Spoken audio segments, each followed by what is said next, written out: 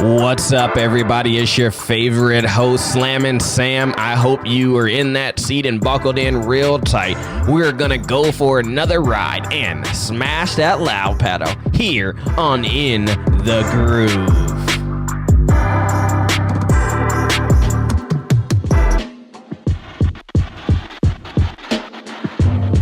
What's up, everybody? Episode 9 In the Groove podcast. Your host, Slammin' Sam himself.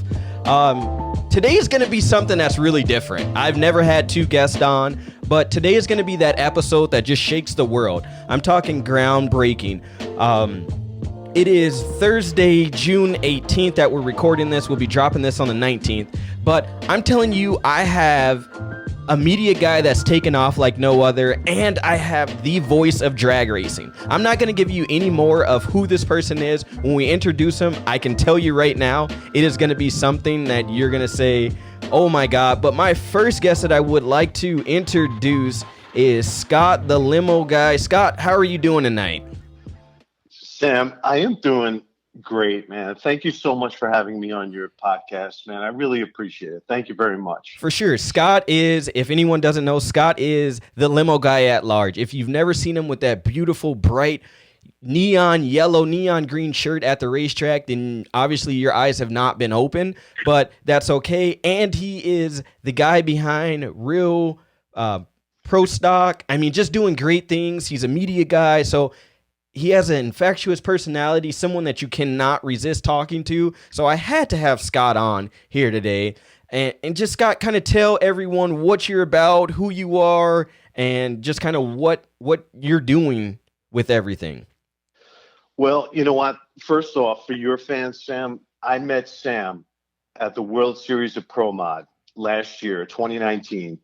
And the mystery guest was there. So you could start thinking about who is there, you know. So you know, listen, my entire thing is positive people having fun. That's what the limo guy is all about, and that's what we're bringing into Real Pro Stock. What is Real Pro Stock? Real Pro Stock is covering the extreme pro stock drivers at the PDRA. So that's basically in a nutshell what the limo guy does. The limo guy has his own TV show. The limo guy is its own corporation, and then out of that corporation flows different products. Real Pro Stock is one of those products, and it is consistent with who we are as a corporation in that we focus on only positive people, positive outcomes, positive places to races like the PDRA, and we only hang around positive people like Sam Smith, and the mystery guest. And the mystery guest, and here's another hint. Oh man, was my 2017 announcer of the year. So you can start. He's an announcer. So he was named my announcer of the year, limo guy announcer of the year. He's a really special guy. Like Sam, I said, go ahead. No, like I said in my intro on my Instagram, because I didn't really want anyone to know. That's kind of the secret about this. And this guy needs no secrets. He needs no introduction. But I think one thing, and I'm going to give it away again, and if you've listened to anything I've said, he'll probably laugh and mention this later. But he's like a heavyweight boxer ready to knock you out. Oh my gosh. And Sam, let me give you the backdrop about that. So I'm at Orlando Speed World with you and this mystery person. And I just shove a camera in this guy's face and he produces gold. In a millisecond, he comes up with, he starts talking about Al Belushi, and he's immediately immersed in excellence, and it just starts flowing. And I shoot this, and then I'm able to edit it because I got a little footage of Al Belushi. And I said to Al, oh, did I say something? I said to this person, I said, you're amazing, dude. It's just so organic with you. I love you, man. You're the best. And he looked at me and he goes, do you think so? And I'm like, yeah, I think so. I think, amazing. You know what? I don't know what else to tell you right now, but I'm gonna let you hear two things. And when I play these two things, if you don't know who this person is, then obviously, like I said, your eyes haven't been peeled to drag racing and you're just not ready. So I'm going to hit these two buttons really quick and just let you guys know who this person is. Ladies and gentlemen, sit back, strap in, don't go anywhere. And then after that, I'm just going to go ahead and hit this one because I think now it is time to let the cat out of the bag, and here it goes.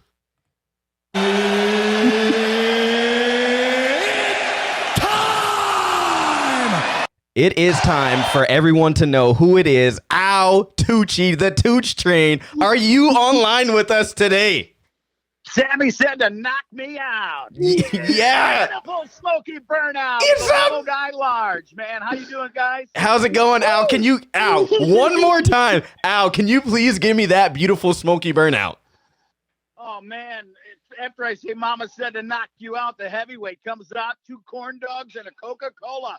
Beautiful smoky burnout. Oh, man, that is it. Al Tucci is here on In the Groove podcast. I'm telling you guys right now, we're breaking Apple records. Everything on the podcast world. We are doing it. I'm literally, Al, I can tell you, and I've said this in the little video about me. I don't know if you saw it or not, but I have chills when you do that. And it's simply because I love the sport and you do too. And you can feel your raw emotion and passion when you do that. There's nothing like it. And it's I don't know. I get, like I said, right now, I literally have goosebumps because on a Friday morning, most guys are like, yeah, I want to go fishing. Yeah, I want to go and, water my grass and do this. No, I want to be in the staging lanes to hear Al Tucci on the microphone at a drag race. God, you and a whole bunch of others, I hope. You know what? First of all, thank you, Sam Smith, for having me on here. It is a treat. I think this is the very first real podcast I've ever done in my life. Everybody's asked me to do one, and you should feel really fortunate that I love the limo guy, Scott Sosi, as much as I do, and we got together to do this. I met you at Door Slammer World Nationals. I met you on the mountain before, right? Up there in Denver, I believe. Yes, Sam, sir. Yep. I met you there, and I was like, wow, this guy asked me, he goes, hey, can I get a picture with you? And I'm like, yeah, why not, man? It's what it's about. If some guy wants to put John Candy on his closet door, let him do it. Anyway, but it's just a treat. Look at you, Scott. Come on, laugh. This is a real show. Let your emotions out, man. The limo has landed. Real Pro Stock is the real deal, guys. Dude, I have my microphone on mute so you guys can't hear me giggling over here. You should giggle. That's what it's about. It's about happiness and being fun and loving life, man. And to let it giggle out, people will understand that. Hey, Al, you were let me talking interrupt about you. You were talking about breaking records. First, I want to start off with some George Michael records I'd like to smash. But anyway, go ahead, guys. Let me interrupt you, Al. Let's let everyone know that Al has been giving me feedback on Real Pro Stock. So it's great because I have a bunch of great people standing behind me. Al's one of them, and he's chiming in with feedback. There's a couple other folks, and you know what? That's the one thing that I really love about media announcers is that hey, they don't hesitate on giving you the feedback, and it really is greatly appreciated, Al. And that needs to be said publicly. So thank you, Al. But it's real. It is. And what with today's world and a million reality shows, you could say that's real. That's you. That's your green shirt, your limo guy. You're walking around. And when you bump into someone, it's not like, hey, hold on, I'd like to get an interview. It's like you walk right up. Hey, what's going on? Are you guys? I think it's just so real the way you do it. Oh, for It's sure. completely unscripted, completely and totally unscripted. I don't even know where it's going when I show up on the weekend. But the stories of these wonderful drivers quickly become apparent. I'll tell you, they're amazing. For sure. And it's Go ahead, just like Sam, the I'm first sorry. time that, I went up to Al at the World Door Slammers. I walk up and my camera wasn't even on. I honestly thought it was on. And Al goes, oh, yeah, they've done that to me before. You actually got to turn the thing on, kid. And I'm like, geez, like Al will shoot it to you raw. I've seriously sent messages to Al and say, Al, what do I need to do to, become a better media person so people remember who I am. And he said, kid, your smile, your enthusiasm when you're at the track, and your emotion when you come up to someone and ask that interview or talk to them, we can feel your passion. We can see it through your smile. He said, continue to be who you are. The smiles, I'd say the smile's gold, but we're only at silver right now. After this interview, I'll find out if it's gold. You'll be going out and getting some Mike Tyson caps, the gold ones. Oh, yeah. He told me to get them. Anyway, I'm just telling you, you got an infectious smile. You love people. You can tell that right off the bat, that you really love and enjoy people. That's the biggest part, man, when you can enjoy, and not everybody we run into in our careers, media or the limo guy or me as an announcer. We're not, there's some bumps in the highway, but 98% of them, man, it's all about love and in loving what you do. Do you agree? 100% wholeheartedly agree. And with that, I want to, when we're talking about this, I've got 6 questions for you guys once we kind of get into the heart of everything. But right now, what we want to do is just give back to someone who's given to us. So we will be right back. Krispy Kremes?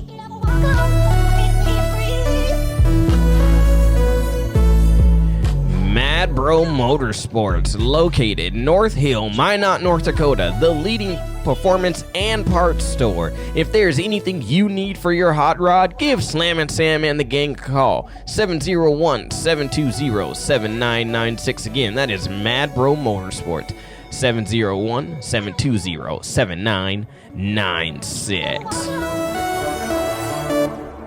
On the way to being free. So I have to ask, guys, my first question that comes out to you guys is, how has everything changed for you with the new schedule that has come out, with races being postponed and everything that's going on? How have things changed for you guys for the 2020 race season? Wow. Well, go ahead.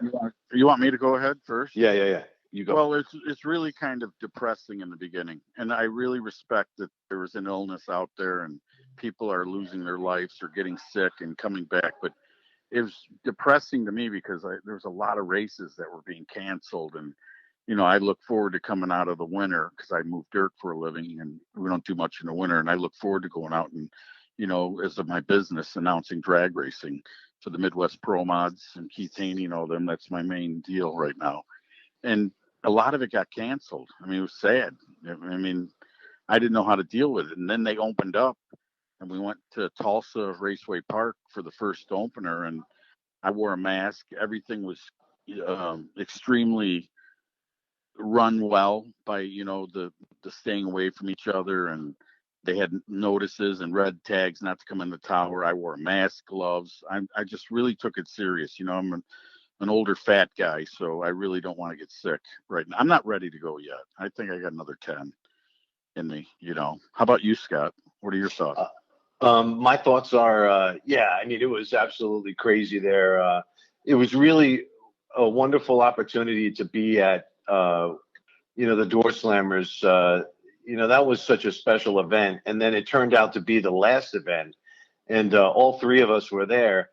And I know how special that was for me. And Al, it's probably old hat for you. Sam, I know I spoke with you, and we were kind of pinching ourselves that we were even there. Incredible. Thank you, Drag Illustrated, Wes Buck, Nate Van Wagenen, the whole team at Drag Illustrated for even having me. I'm sure that Sam feels the same way, and you, Al. I mean, it was just a special event. So to watch everything closed down was really sad, and then coming out of it with the PDRA starting up, because the focus is going to be for me this year with Real Pro Stock, Extreme Pro Stock at PDRA, because I love Judy, Tommy Franklin, and thank you, Judy and Tommy Franklin, for having me at your events. I can never thank you guys enough for everything that you guys have done for me, and then thanks again to all the Extreme Pro Stock guys and gals that let me come into their pits, so, it's really great to get started again. And, it was really kind of sad there, to watch, and it affected things. John Montecalvo didn't show up to the first race. So it was really kind of sad, to watch it all. It was scary. Out. Don't you find it was very scary? Yeah, yeah, yeah. I'm not afraid to say it. I was scared, man. I was just praying to God, please let this stuff end. Get some closure here or something. You don't know who to believe. You could watch a million mayors and presidents and everybody on TV. You don't know who to believe. I have a niece that was a nurse, and she told me this is for real. There are so many people dying here, and I'm just like, wow. How about you, Sam? What did you think? Well, for me, it was totally different, right? We were all at the racetrack, and for me, it was like, okay, because I flew from Minneapolis to Florida, so it was like, okay, two major, potential hotspots. So I was like, okay, whatever. But then I've always got this theory of drag racers. We don't get sick. Like you hear about the extremes. We got hurt. We ran, we hit the wall, hit the sand trap, car broke, something let loose. Or you hear of the cancer side of it, different things like that. But for me, it was like, whatever. And funny story is, Wes Buck had he had a walkie-talkie in his hand, and he has it in his mouth, like the cord of it, and he goes, man, I'm probably going to get coronavirus from this. And Richard Freeman and myself both said, man, drag racers don't get coronavirus. And, it was just kind of one of those things, like we smell burnouts all day, alcohol in your face. So I was like, whatever. But it shook home to me because I was there on behalf of Competition Plus with Bobby Bennett. So nice. Bobby Bennett and I both had been talking back and forth. And then for him that story.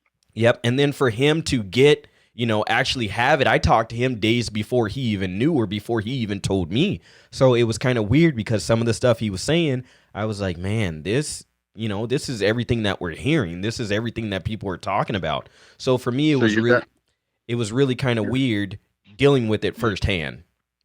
You got to see the real, and it was real. And I mean, when a man comes out and says he thought he was going to die, that is the scary part I'm talking about. Oh yeah, he did say that. Yeah, I had him on the podcast, and he even said it. And I hate to bring this up, but he told me, he said, Sam, there's some things that I haven't told everyone, but I trust you.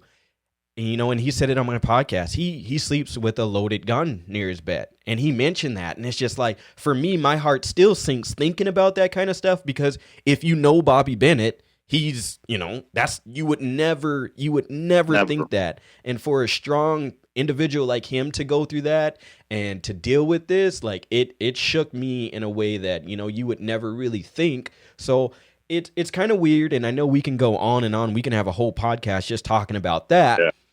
So I'm going to get to the next question here, which is, what can we expect, or what do you think we can expect from the long run events and like the back-to-back events that are going to happen?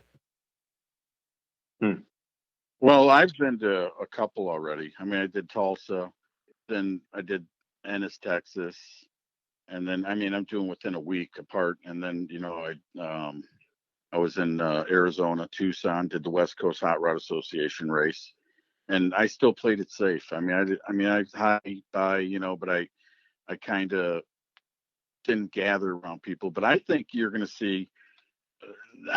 Again, Sam, you're putting me on a spot here, because if you believe the media and the news, they're saying the places that opened wide open. Now Tulsa's saying they've got this stuff spreading again, and Texas and Arizona, Florida. So I don't know. It's kind of that leads right back to the what do we believe, right? I mean, maybe I'm just saying that wrong. I don't know. It just scares me. I hope it just starts to go away.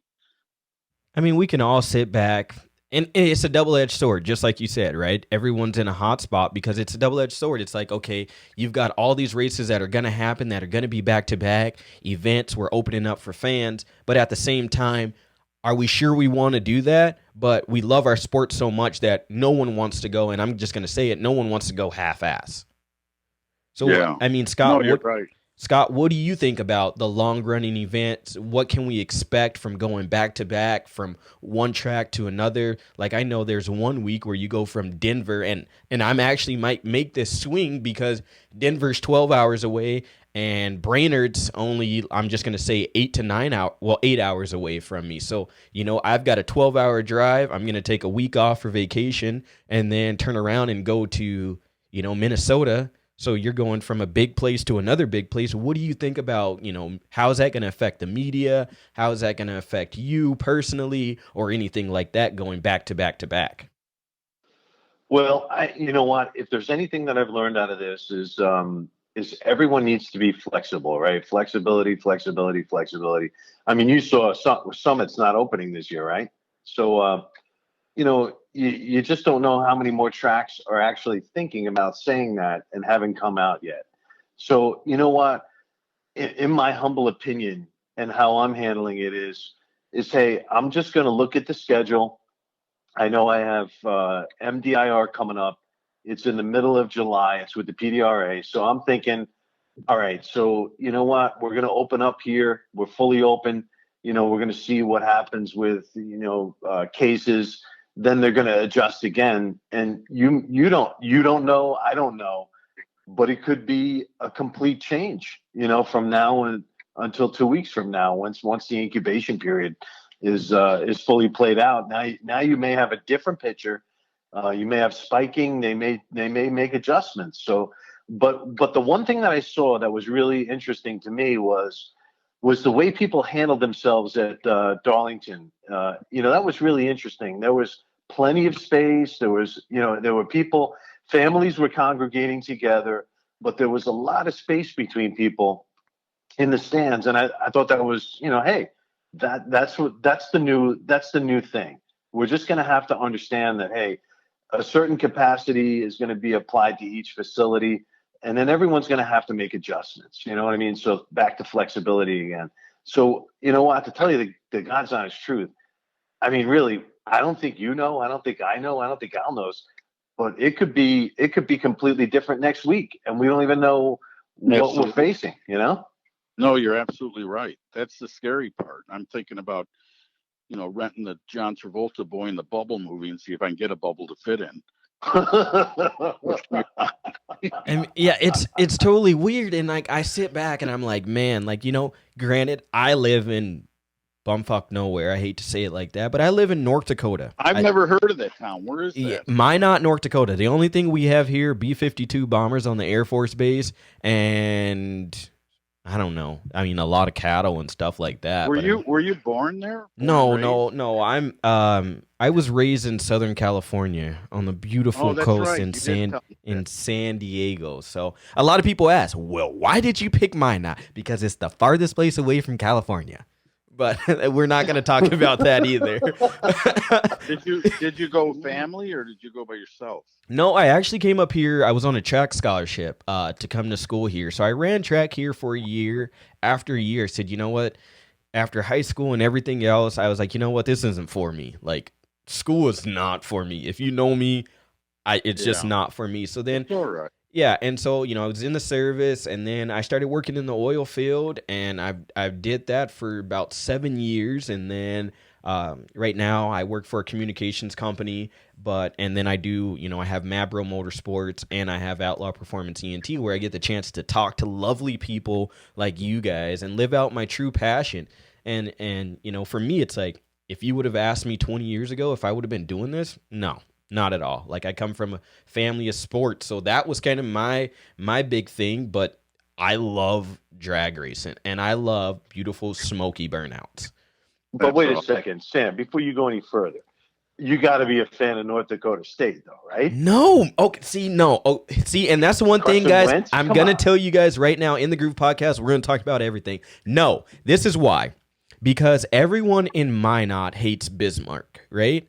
And it's one of those rival things. We're 100 miles away, so everyone hates it. Carson Wentz went to school in Bismarck. Then when he went to North Dakota State, but I look at them, they're a D1 school playing what would you call it? Junior college kids in football. That would be like if Alabama played like a D3 college team. It's just you can't do that. So my running joke is North Dakota whooped up on Surrey High this weekend. Sorry if anyone goes to Surrey High, but you know what I mean? It's like taking an NFL. It's like taking, and I'm gonna hate saying this, but I'm gonna use this reference. It's like taking the Patriots and going playing the Saskatchewan Roughriders in football. Like you don't do that, right?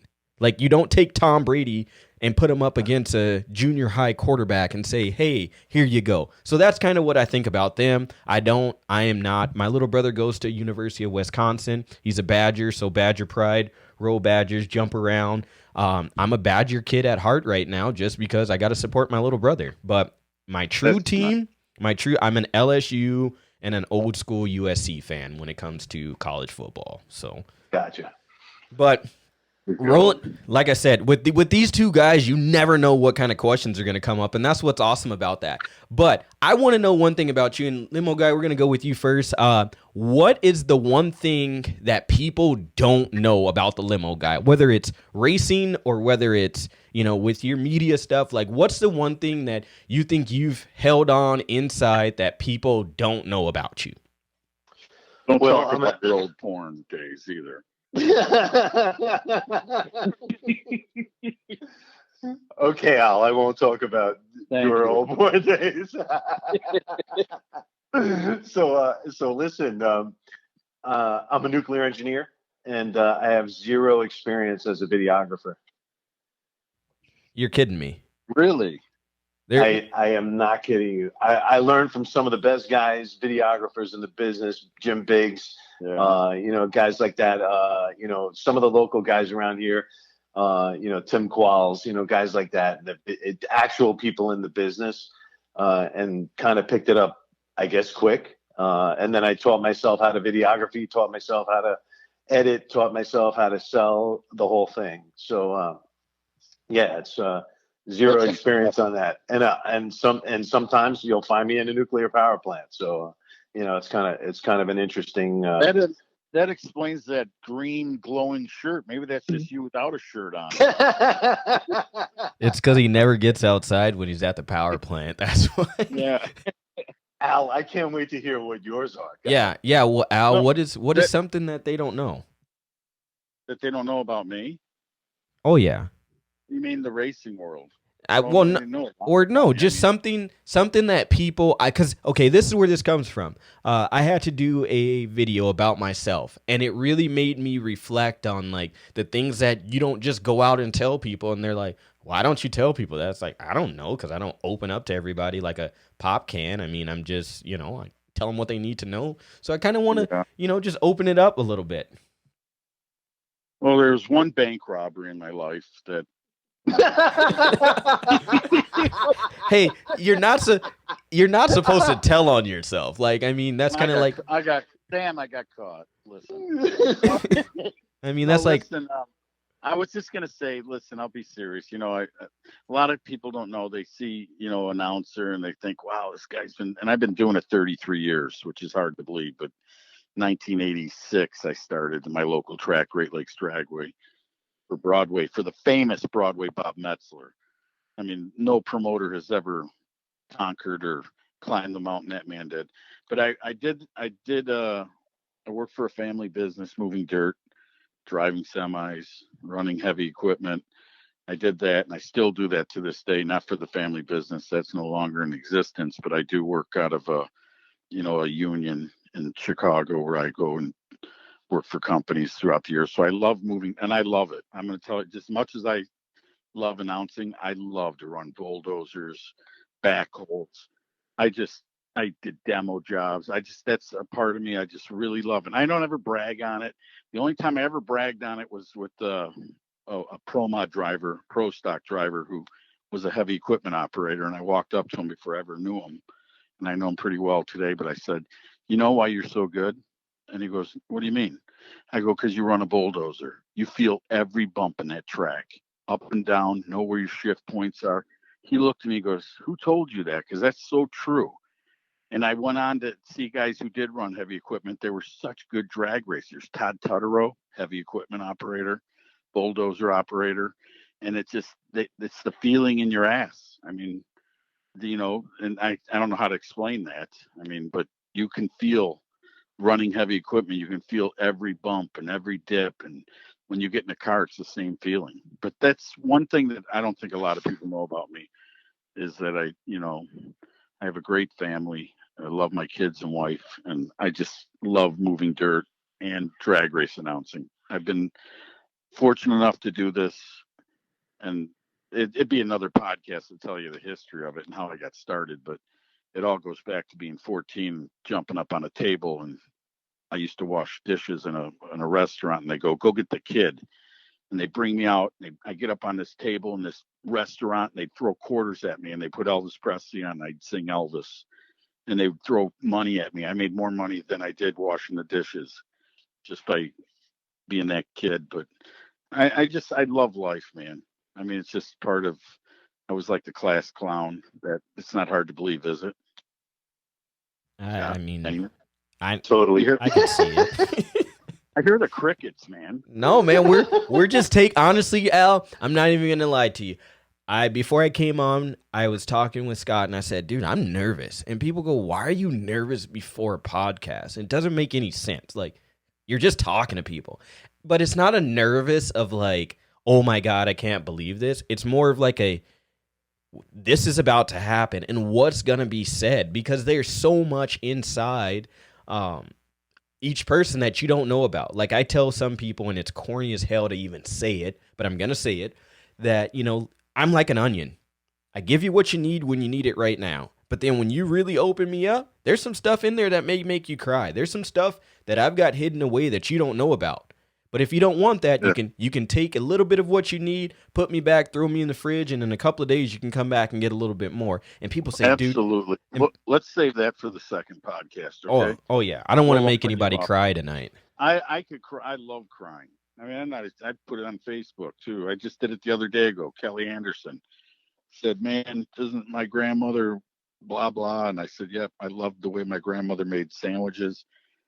God rest her soul. And I started crying. I don't care.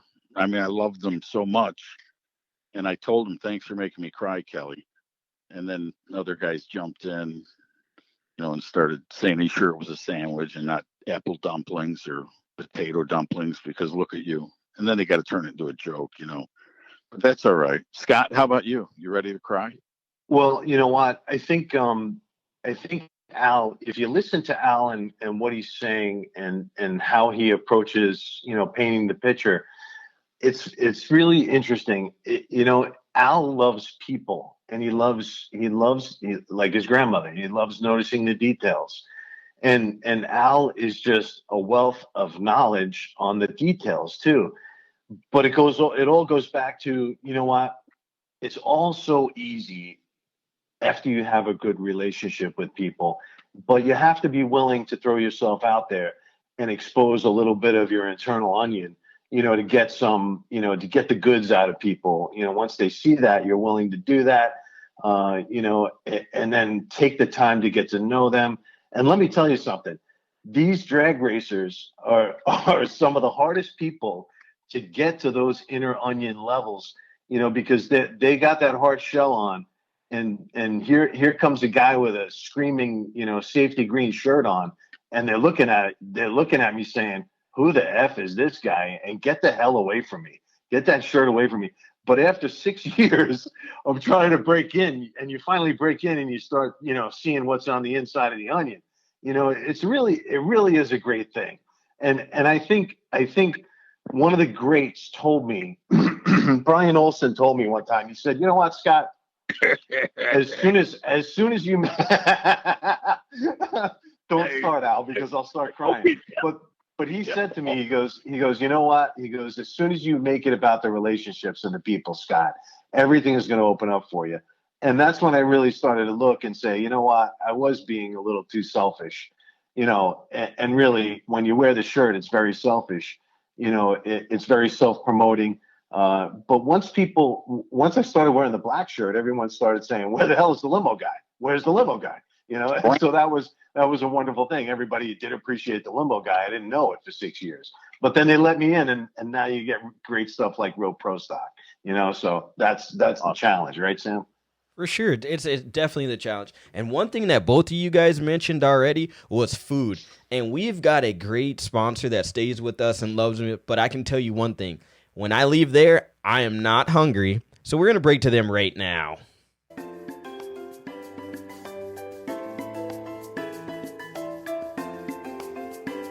LS Teca Mexican food located here in Minot, North Dakota on the north side. If you want the best and authentic Mexican food located in Minot, North Dakota, please check out the gang up at LS Teca Mexican food located right near the Minot International Airport.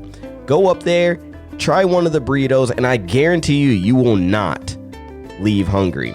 The best and authentic Mexican food here in Minot, North Dakota. Again, that is LS Teca for all your dine-in and dine-out needs. So thanks to LS Teca for everything that they do for us and keeping us fueled and fired before we leave the great city of Minot, North Dakota, the Magic City as they call it. So thank you again, LS Teca, for always keeping us full, because I love Mexican food, but I don't know about you guys. But then we want to go down to how do you deliver your experience of being at the racetrack to your racers and to your fans, and I hate to call them fans, but your friends and your family. How do you think the best way for you guys is to deliver this message of, like, this is why I love racing, this is why these racers do what they do? How do you think you deliver that message best to people? Al, you go first. I will go first, man, because I like to put them in the passenger seat. If you've ever heard me get excited or ever heard me announce a drag race, I love to put those people in the dead wood in the bleachers. I call it now that they're all aluminum. But back in the day when I started, they're wooden bleachers. I tell them, strap into the dead wood in the bleachers, man. We're going for a ride. And I feel like I can almost give them a ride in those cars. I don't know. Maybe I'm over talking, but you guys have heard me announce. Maybe you'll see that feeling or feel what I'm trying to do when I'm up there. I get so excited. I get pumped up. I want to see the fans get pumped up, and it's just the greatest feeling to see, 8,000 horsepower, a couple pro mods going down the track, and the fans just hanging on to the edge of the seat, and watching. But that's really what I like to do. I like to get the fans into it and feel like they're a part of it, For sure. And I said it last week on episode number 8. I said it, like Nate with Drag Illustrated, he paints that picture. Like, you want to put the person in that seat, but Nate, with his words and what he does with that magazine, shout out to Drag Illustrated again, and Nate, the editor-in-chief of it, shout outs to them again. But Nate will paint that picture for you. He will make you feel like you were there talking, with the camera in your hand, even if you're not there. And I know for me, and I hate to say it, it was not until last year that I actually got to hear you for the first time and meet you for the first time in person, Al. But like, for me, I remember vividly, there was a guy running, I forget who it was, but it was after one of the rounds of qualification. One of the guys was running up the bleachers in Denver. I mean, he's running straight up, and if anyone knows, trying to run up those bleachers or run at Red Rock or anything like that is probably about one of the hardest things to do. But I did it when I was there, because you have to be, you have to be a tourist too, even though you're working. But I remember you saying, and look at that guy run up the stairs and this and this. And so literally, I remember the 3 people I was standing around, we all turn around from the drag racing and look, because Al was making that guy feel like, hey, dude, he's running a pro mod up the stairs at that time. So yeah, I do things like that. I'm going to tell you a real quick story. I watch a guy, and I don't know if you're familiar with Rockingham. Anyone? Scott's been there, I think. Yep. And that steep hill to your left, if you're looking down track where bushes are, there's like bushes. And the ADRL back in the day put their banners in there, a bunch of them. And it was the end of the race. Guy just wins the race. I'm like, yeah. And everyone's all excited. I look to my left, and I see this dude bolt off the very top, and he was in a deer strut. His legs were spread like Nadia Comaneci on the backboard or whatever. Coming, and I'm going, oh my God! I'm on the PA still going, dude! And this dude he took like at least 15 huge to get to the bottom. He hit the wall, and there was bike racks to keep the cattle racks to keep everyone out. He bounced off the wall, bounced off the cattle racks. I said, don't let the ambulance leave. That's the first thing I said. This dude got up and shook it off. I swear to you, it was the most amazing thing I've seen at a drag race. I've seen a bunch of things, but when that guy strutted down that hill and he figured out I'm in trouble, I mean, he looked like the wishbone, and you got the bigger half. His legs are so far apart. I'll never forget that. There's another million other stories I'll never forget, but we'll save that for another day. And see, that's what it's like, right? You get the chance and the opportunity, Al, to vocalize everything that you see, everything that you want to draw someone in with. You get the chance to vocalize that and use your words to say, like, this is what's going on. And there's a million things you can say, right? There's a million different things that you can do, or that you could copy someone and do it. But I mean, yes, there is probably some things that you've heard over the years or that you may have stolen from someone, but you just have that beautiful twist. That way you can make it your own. Like, there's some people that may, there's bring it in the beams, right? Rolling into the beams. There's that. There's Ever So Gently. That's one of mine. Yeah, I mean, there's that, and then there's He's Up to the Top, and there's just different things that people have said across the drag racing platform and the racing platforms. Like I do a lot with the circle track guys here in my town. Which is awesome. I seen you interview a guy that's raced for 10 years. That is awesome. I go, God, see, you've got a love for just automobiles and different types of stuff. That is awesome. You're doing that. My thing is anything where you can smash the loud pedal. Like I used to have a jet boat. Like all I want to do in life is tell people stories about what they've been through, how they get to where they're going, who helps them along the way. Because a lot of people see the stackers and they see, the race cars, and they're like, man, that looks beautiful. But no one knows, what they're actually doing. So I just love telling the stories, but like, out of 3 and 4 is my new thing with my circle track guys. Out of 3 and 4, like tell that story of what it's like coming out of 3 and 4 and you're smashing that loud pedal. So that's what it's all about. That's kind of how I deliver, through words. What about you, Scott, the limo guy? Like, how does the limo guy best deliver to his fans and to the racers? Like, what's your way of telling those stories?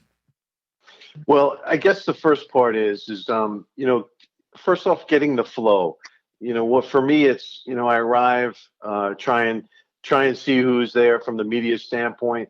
I try and show people who's there from a media standpoint with drag racing media pool. Sometimes we'll go up and shoot the tower and see hey, there's Al's up here. We'll go talk to him.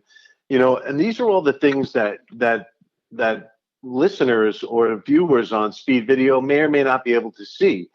And so, I try and get that view, or, stand on the starting line, shoot from the crowd, shoot top end, coming back, shoot the side of the wall, different views so that people can experience, as much as they possibly can, from my one camera that now turns into 3 or 4 cameras, and it increases their value when they watch it.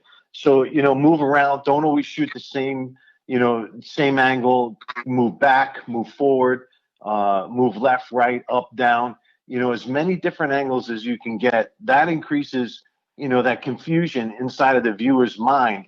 And they don't even know why they're interested or want or drawn to it. It's because it's from a different angle and they've never seen that before. They may not consciously realize it, but now they're really focused in.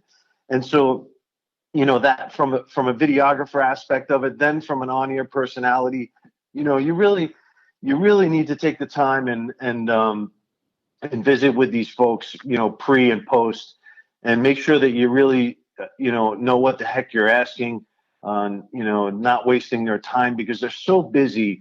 And then, once they understand what you're looking for, what as a videographer, I'll even see guys on the starting line wait in the water box instead of burnout.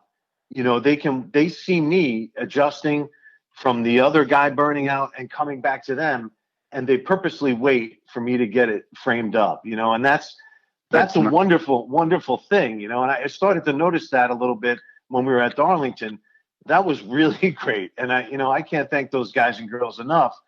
But again, they're promoting themselves and giving me an opportunity to promote them in the best possible way, and that's even, talking to, a couple of the drivers this week, Johnny Plucino, I tell him, Johnny, I just want to do the best I can for you, man, because you're looking at future sponsorships. If you present yourself in a way that really, hey, it clicks for somebody sitting there that owns a company that wants to get involved in this, and then they pick up the phone and call Johnny and sponsor him. That's the gold I'm looking for. You know what I'm saying? Absolutely. That's so true. And I mean, not to take anything away from Limo Guy here, Sam, but I think the guys that were waiting saw that chick walk by in the Confederate flag. Jesus Christ. That's all right. You can edit that. I was talking about the English cigarettes. Anyway, but, he's getting a little carried away when he said, yeah, they're waiting for me. That's part of the racing plan. Watch for Limo Guy. Then disengage the clutch and do a burnout. I mean, that's what it's all about, right? We're all in different places, but it feels like we're sitting around at the track right now just talking. But like that's the best thing, right? Like, how do you even possibly come up with that kind of stuff? Like, I mean, and it's on cue, and you're like, this is what's really going on if you really want to know.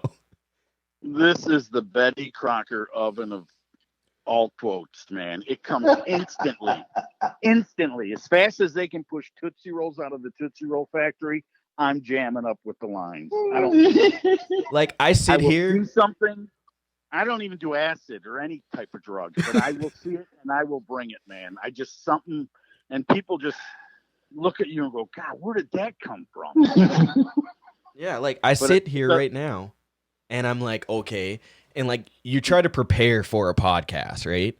And I'm sitting there when I call Scott, and he's like, man, are you doing episode 9? I'm like, things are kind of funny right now. I don't know when I'm going to release it or when I'm actually going to do it. And he goes, no, dude, you got to do this. He goes, you know what's even better? He goes, not just me, because I'm only half a person. He goes, no, hold on a second. Let's get this right, Sam. Oh. I said I was 25% of a person. Yeah, 25%. Al's the full deal. He's 100%. I'm only 25%. Yeah. So right now on the show, Al, just so you know, we only got $1.50 between all three of us. We're not even $2, okay? We're at $1.50. So Al's a buck. Yeah, you're the full buck. You got us two that are pulling up the 25-cent pieces for you. But I'm sitting here, as I'm going through my day, I'm like, okay, this is going to happen. Yeah, this is going to happen. I'm going to have Al Tucci, so I'm listening to some of your interviews that you've done in the past. Okay, I don't want to ask that question, but I kind of do because it's a funny story. But then it's you get on here, and it's dude, you can't prepare for this. Al Tucci's going to come up with something. Oh, it's just natural. And I mean, the stories are just whatever. It's a natural thing. So, I hear what you guys say, and then I can rebuttal right away. So, I hear this story, and I know you've told this story, but I'm going to ask. It's about your teacher back in the day that you saved his life. Yes. I saved his life, Mr. Aller, 8th grade. Listen, 8th grade, I was in the back of the class whistling like a bird. And, he used to get pissed, and they had those metal podiums. Remember those, things in the morning? And they put their papers on it. It was made out of metal, skinny in the center, and then a desk. And they'd stand at it.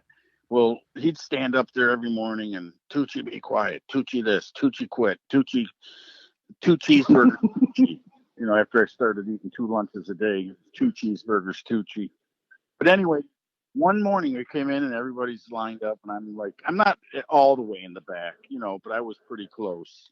And all of a sudden the guy gets up there, and I'm sitting there for some reason. I'm watching him. And he starts teetering on the thing, and I'm thinking, he got pissed up last night. I'm thinking, this guy's hammered. And all of a sudden I see, and he had a weird eye anyway, like Marty Feldman. What was that comedian's name? Marty Feldman? Oh. Marty Feldman. Yeah, he had that eye. This guy had one of those eyes. So he had one eye, and he's rocking, and all of a sudden he goes backwards, right flat on his head. No, you think it's funny? I'm really trying to be serious about saving this guy's life, and you're laughing over that. Anyway, so the dude, everybody, they're all getting straight A's, and here I am, maybe with a low C, maybe. I know I was a D because I got out of that place, but I'm sitting there, and I'm like, "What the fuck are they? Oh, sorry, what are they doing?" I jump up, hauled out the door, hauled ass to the principal's office.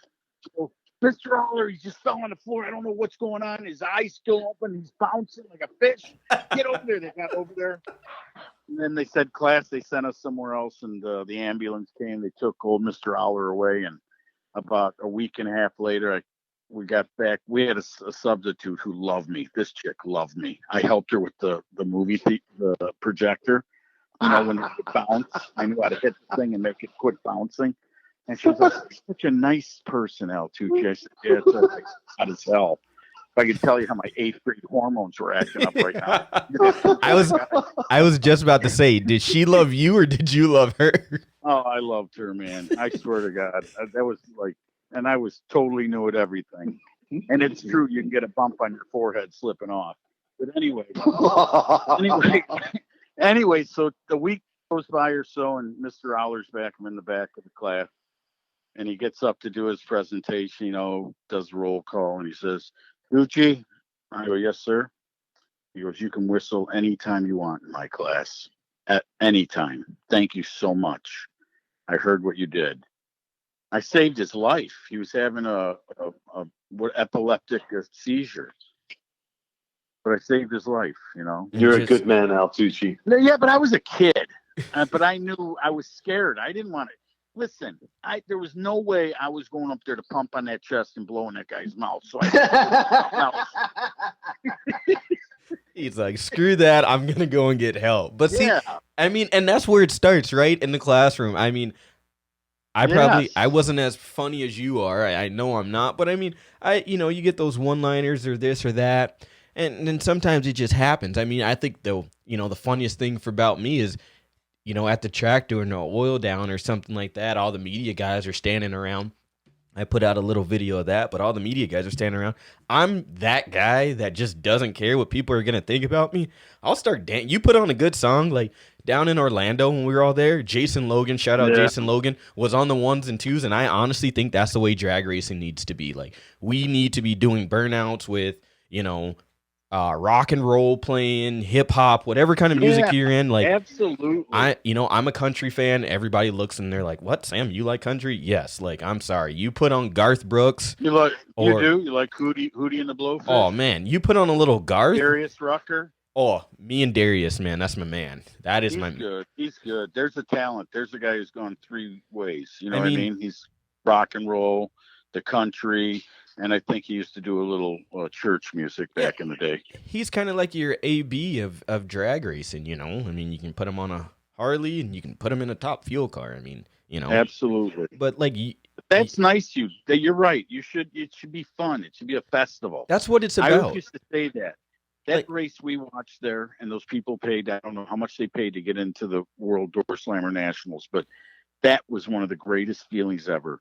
It was almost like driving by at night. You ever see a carnival at night? He's a kid, and you see the lights, and you're like, I got to get in there. I don't know how many. Dad, I got to ask him just for one. Hey, you see that over there? And he doesn't want to see it because he knows it's going to cost $20. But he just keeps driving. I go, no, that over there. Look at those lights. Why don't we just go by and see that? But that's what that race reminded me of. Here's all these. It certainly did. Right, and all those people that can't go and pay $75 to go and see a national event, which it's expensive. And they go there for what, 25, 30? I don't know what they charged, but they got the show of their life from West Buck. And I'll never forget that because I seen the fans packing in that place. And I'm like, I would definitely, if I lived within an hour or 2 hours of that place, went there and paid that to get in there and watch those stars. Easily. For sure. And I think, and this isn't talking down about NHRA or any other classes, but I think that's what it's about. It's about becoming personal. And that's what we're trying to do, right? Is bring, like you said, you want people to feel like they're in the passenger seat. The limo guy wants people to feel like, hey, just because you missed that, that's okay. I want to bring the front door and the kitchen sink to you. If you can't make it, it's my responsibility as a media person, as a voice, whatever you want to call me. I want for you to experience the same thing I did. And if you're there and you're not experiencing the same thing I am, then we got to figure this out. Because if you're telling me it's Garth Brooks, blame it all on my roots, I showed up in boots. But like if those three, like that, Sam, I'm singing, right? Chill a minute. Oh, I'm sorry. Last one, I'm just kidding. Go ahead. But like those three notes in that song, you can't tell me dim dim dim dim. Like if you hear that and you're at any carnival or anything, you're like, oh man, that's Garth. Like hell yeah. Brings it to the house. You know, and for me, it's like, dude, if you cannot dance and have fun and be yourself while you're there, then honestly, you're not doing it for the, like, to me, you're not doing it for the right reasons, because I love that. Like it feels like you're at a street festival or with a group of buddies in the garage hanging out. Hey, we're going to start the cars up. We're going to run them, you know, like a test and tune situation, a little relaxed. You know, we don't have all the cameras, but still, like, that's what drag racing is. And that's how we tell our story. Music, music tells stories. People talking for everyone. Movies. For everyone. Everyone. One of the greatest things ever at a drag race is when it's a race that doesn't have any points, it's just there's a good payout to win. And I always say the best ones are the 3 P's: no points, no pressure, just pleasure. That's some of the best times to go to a race. Thank God you took it to pleasure. Oh my God. But like even when I interviewed, I'm not even going there with you, Scott, but I thought he was going there. I'll tell you, I thought you were almost there, Al. I mean, no, that would be the 4 P's, but we won't get into that. But no, like even Greg Anderson, when I interviewed him in between the rounds, and he said, you know what, that's what's fun about races like this. He's like, yeah, it's still the same. We got to get the car down the track. We got to work hard, but there's not that much pressure there. There's not, 15, if you do something wrong, you're on national television. Yeah. If you do a little pep squeak burnout at that race, your opposition, your opponent will give you the chance. Just like with Alex Laughlin, they couldn't get the car started before one of the rounds. And whoever, I forget who he was racing in that round, but they waited for him to get it fired up. And Alex was like, you know what, in consideration of you, I'm going to do a light burnout, just so we can keep everything going, because still there's that consideration factor between all these racers, but they understand like, hey, stuff happens. But when you're on the time clock of NHRA and on, Fox and all this different stuff, you have a time crunch that you have to meet. And with that, I think it puts a lot of pressure. But when you're going out there to win 50 or 75 smackaroos hardcore cash, I mean, you're out there to have fun. It's street racing like what it used to be. Sam, I got to interview them too, Jason and Greg, which I did it for Maury, who's no longer with us, but I did it for this deal. And I'm going to tell you what, I've watched them on TV, never met them. Some of the nicest guys you'll ever meet. And you know what he told me? He goes, I go, what do you think of West Buck deal here? He goes, I'm going to tell you what, this is a great thing. There's not a lot of pressure on us here. But if someone tells you that $75,000 don't mean anything, they're full of shit. Because he goes, that's what we're going for.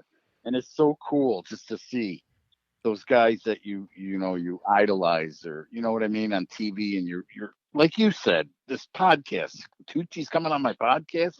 It's the same feeling I get when I meet a racer like that I've never seen or, never got a chance to meet in person. I have the same feeling. And for videographers like us, Al, who will never make it to a starting line at an NHRA event to, film them, it was just such an honor. And I was so tickled the whole weekend. I just couldn't believe I was there, filming these guys. It was crazy. That's absolutely right. And what else you got, Sam? It's one of those things, and then we'll move into something else here. But it's one of those things when you sit there and you're doing that, like some people fan out to meeting LeBron James. Some people fan out to meeting Christina Aguilera or anything like that, Britney Spears, right? But me, like, I'd rather meet Erica 5 times over than to go and meet Christina Aguilera. I'm sorry. I mean, something about smashing that loud pedal. Is that like... what was that? The show she did. What was that show she did with The Voice? Cher? No. Remember the movie she did with Cher? Oh, no. Where they dance on stage and like braziers and stuff. That show. I think, Christina, I want to ask you. Oh, my God. I think you're talking... Are you... Is that... No, I wasn't... Gosh, I can't remember. The only one I can What are think those? about was like Hustlers because J-Lo was in that one recently. No, it wasn't Hustlers. It was when she was a waitress and she wanted to sing so bad.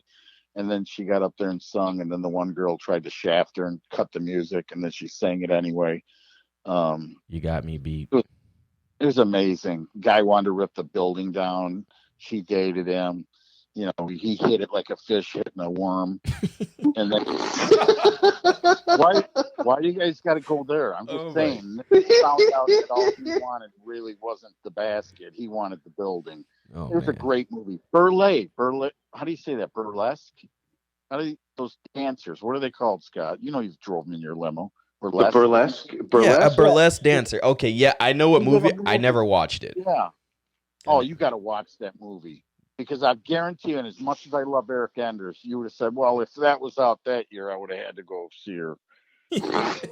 No. Before she found out what Jack in the Box was. Oh, man. No, wait.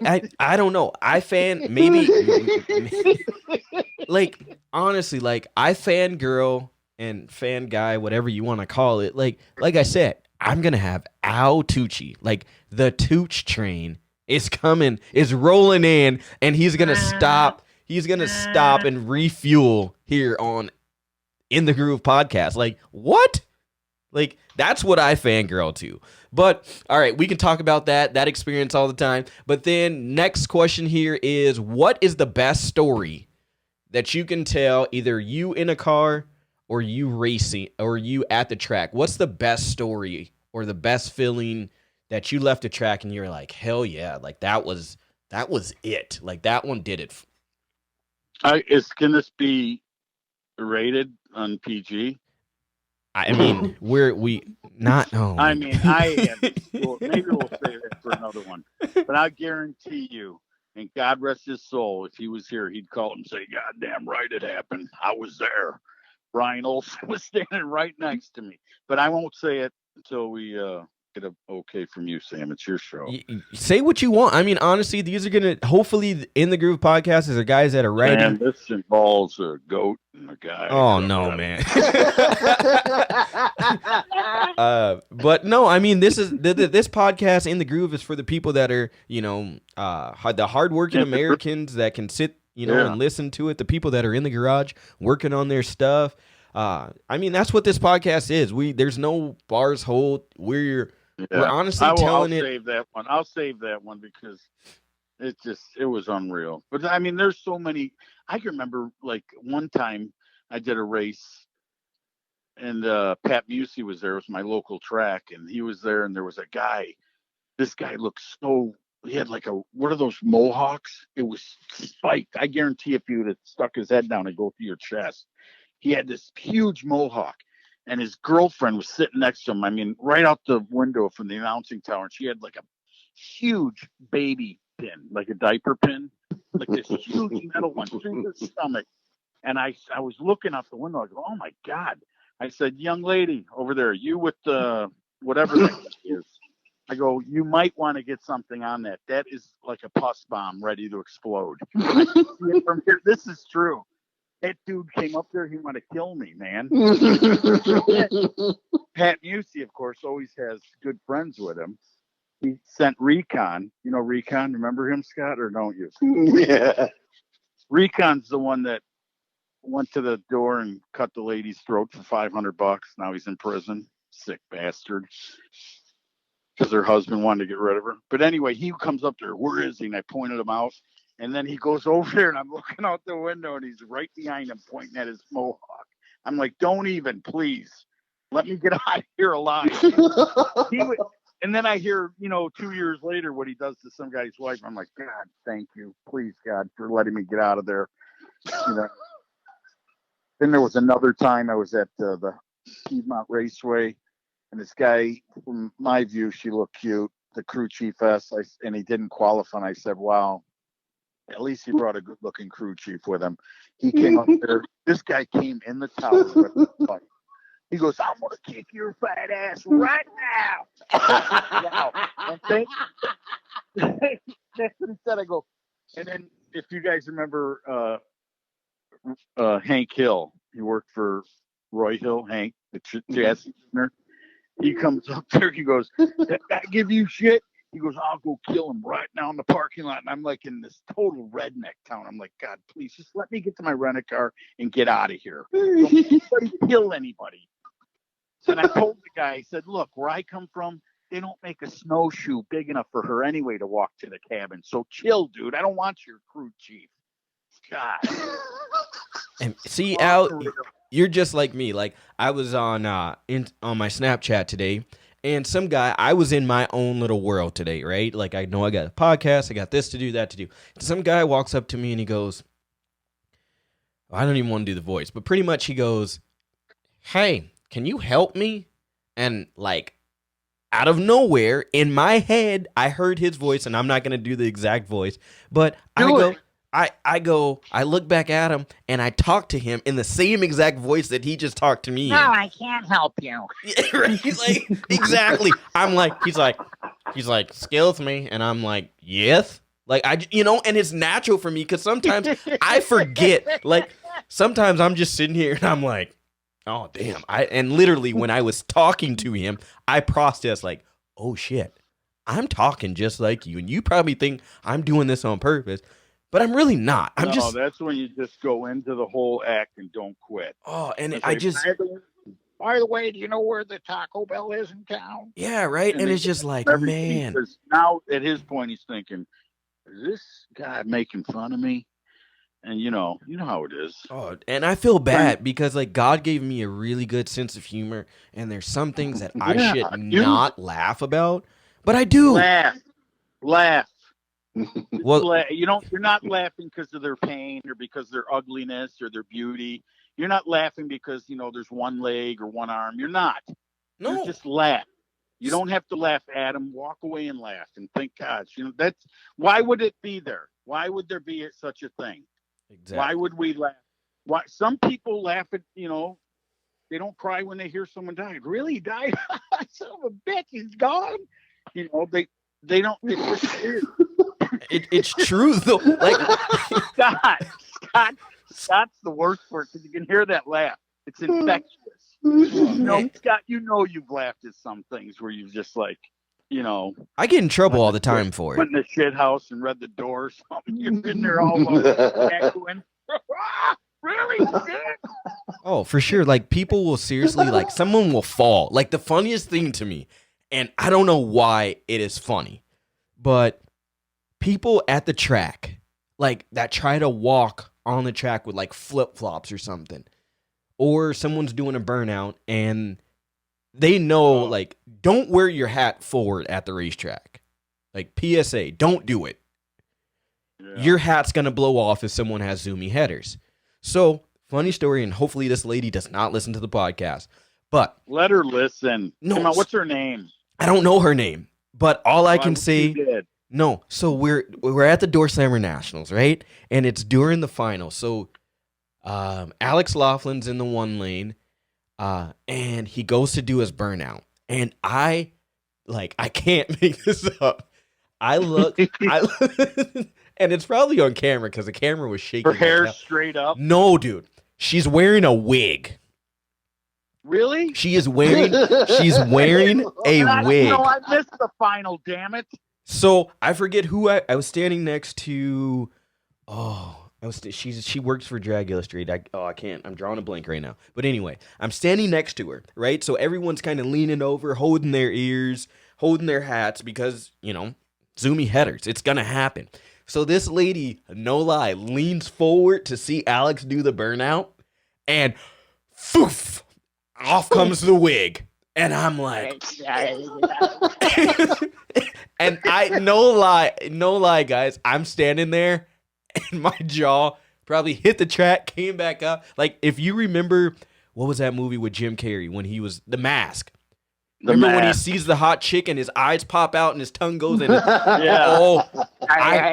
Exact. Oh, like guys, no lie.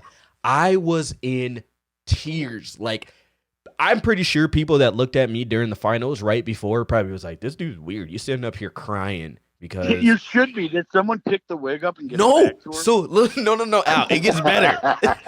It gets better, Al. So she like, you know how someone's wig fall off. So what's the first thing they do? They throw their arms up to like, oh my God, I can't believe this, right? So Yeah. So I'm hysterically laughing. I'm like, oh my God, this just happened. And I'm trying not to get it on camera because Was she young? Was she old? she was like middleweight. Stop, because now like someone's gonna find out who she is. They're gonna pick her apart. No, was she okay? It wasn't No. like an illness, right? No. She had on a bandana. She thought she was hot. She No, thought she was hot. Oh yeah, for sure. So yeah, isn't that suck? Because then you meet her, then you take her home, and you go, boom, and you go, shit. Wait a minute. So she puts her wig back on, right? Like she puts it on, she's trying to straighten it out, not realizing, hey, Alex is about to back up again. Right? So Alex backs up, pup. Well, what do all drag racers do? Put it in neutral and give her the good old wah-ba-ba, right? And as soon as she does that, foof, up flies the wig again. And I'm like, oh my God. Oh So my by God. this time, you know what you should have said? You should have walked up and said, there's one thing I do know. The carpet don't match the drape. That's and I'm like, man, but people don't realize, like, this is the kind of stuff we see. I see people fall at the track all the time because they're trying to walk in the middle of the lane. And I'm like, dude, or they almost, like, the funniest one to me is the guy that's trying to adjust the wheelie bars. And then there's the guy in the front, like, hurry up, like, let's go. And the guy that's trying to adjust the wheelie bars is still trying to get everything right. And now he's holding on, but his feet have been planted so long, he's stuck on the track. And now he's he's getting drugged, and you're like, damn, I should not be laughing at this at all. But it's hilarious because it happens. I think you're setting me up. No, it happens all the time. Remember the time in Memphis? The old man got stuck. The 70-year-old man got stuck in the left lane at Memphis. Did you ever see that? Oh, my God, yes. And I'm going, take it easy. You don't have the strength of 10 young chimps. Tarzan couldn't get out of that stuff. Stay still. And he moves, and his socks come off. And he's like, it's there. It's out in the world. You can hear me laughing. And I mean, I'm like, man, sir, I'm so sorry, but that is funny. He was so stuck, and his kid was in the race. Then his kid goes out there, and he's stuck trying to get his dad out of the glue. And I did the imitation of dad. That's it. Never coming to a racetrack again, and you ain't coming to dinner at my house ever. If you got to see it, it's out there somewhere. I'll find it and send it to you. Oh, but, man, that guy was at Tyler Crossnose race. But that's what it's all about. That's what it's all about. Those are the greatest things in the world. And I don't want to see anyone get hurt. No. But I mean, when it's, I'll dive in the lake at the last second and try to get them out. But I'm telling you, it's just some funny stuff, man. It's the unseen things that sometimes I don't even feel right putting it on camera because it's like, man, I think this is hilarious, but what is someone else going to think about that? Like, you pretty much have to ask permission now with anything. Like, hey, man, I got this really funny clip of you. Can I use it? Yeah. Of me? You got one of me? No. Use it. And even if I did. I give a shit. Use it up, man. So it's hard to be the GOAT. You're right. I mean, you are. But so... Limo guy Scott, you've just been sitting here laughing. He's like, you hear him, Scott? Yeah, I did. What? And he gets on the phone with this other guy. God, that guy was such I can't believe it. Hour and 20-minute podcast with that son of a. Dude, I've honestly forgot how long we've been on here because that's what I want people to know. Sam, you're gonna have to cut this and make episode 1 and episode 2. You got mega content this episode. Oh man. No, we will just have to do another one. You know what? We all need to plan to just get to a racetrack and then we can do one live. Let's do one live. We can just do one live and go on Facebook Live or YouTube Live and just do one live, and we can all sit around with our goofy headphones on, talking to a mic, and it's just like, that's what it's all about. And that's why I love doing what we're doing, is because it tells the story. Like someone in the garage right now was probably listening to, Iron Maiden. No, they're listening to, and here goes. Clear my throat so I can do this best important. This is Zoom 103 XM Radio right now. We're going to go into another classic of Guns N' Roses. And then they're like, no, dude, instead of listening to that, let me turn on In the Groove. And now for... and now... Sorry, I was just doing the Guns N' Roses part for you. Yeah, see? And next... and now we're into the late night special of no commercials. And next up, we've got Kiss. That's right, French. Oh, no, not that Kiss, Al. I was thinking more like Detroit Rock City. But you know, ladies and gentlemen, enjoy the next hour of Led Zeppelin.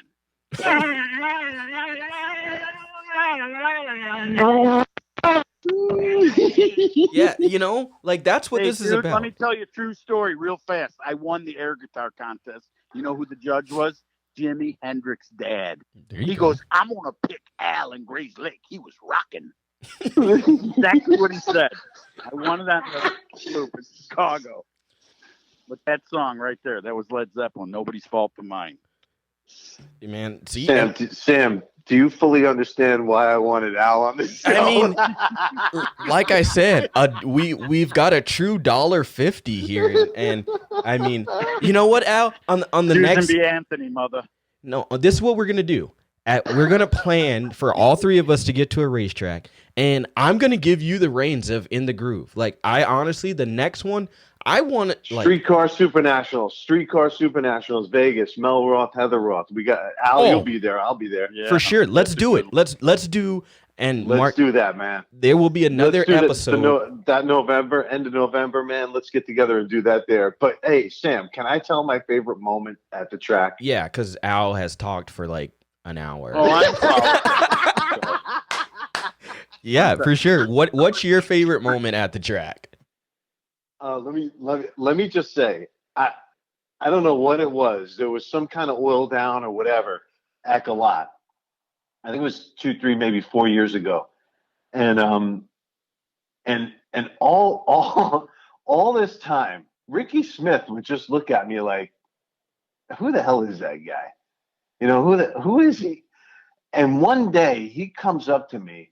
And we have a conversation off camera. There was not. I wish I taped it, but it was such a special moment. This guy revealed secrets to me. Like I'm like, I mean, and it was a solid half-hour conversation where I was asking him everything, and he was just answering everything.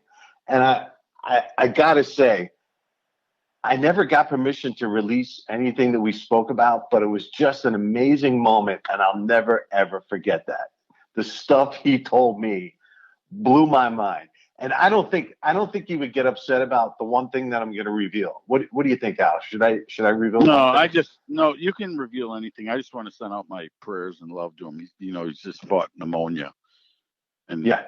He's just getting over it. And it's weird, it's scary stuff again, like we said. Go ahead.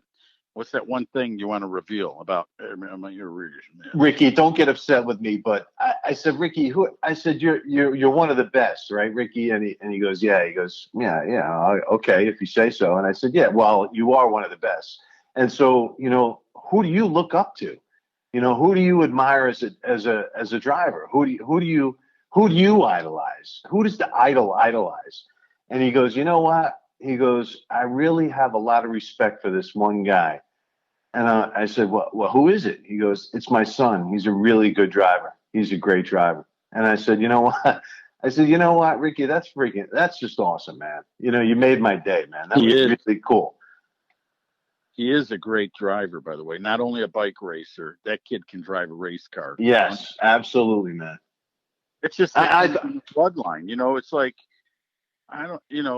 Southern guys are different, man, aren't they, in a way, when you really see them? And I'm not trying to stereotype, and don't get me wrong, but they're so mellow. They're like, yeah, you're about to see what I'm about to do. Ain't nobody fucking do this. And I think it all comes out of the bootlegging. You know what I mean? Those guys, the NASCAR, the drag racing, they're just always trying to get faster, and it's pretty amazing the innovations that come out of these guys and girls. It's pretty crazy. Ain't scared. If they would have patented that years ago, ain't scared. You know, they were. Yeah.